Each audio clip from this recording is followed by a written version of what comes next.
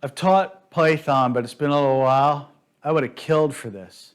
Just incrementing and decrementing. We can use symbols, the plus plus or the minus minus, on incrementing or decrementing a value. Now, in reality, you actually can, they respond differently, so heads up.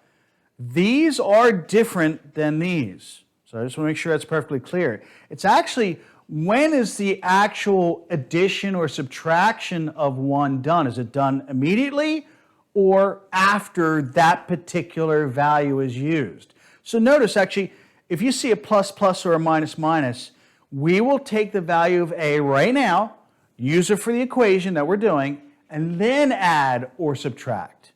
Whereas here, it's done before we even use A, so it's done right now, and it's included with the calculation, and, well, I'll leave it at that. Okay, so there is a timing difference between the two, but, which is, by the way, exactly the same as it is in Java, but you have incrementation and decrementation that you didn't have in Python. So that comes really, really more critical when we get into loops. How about that?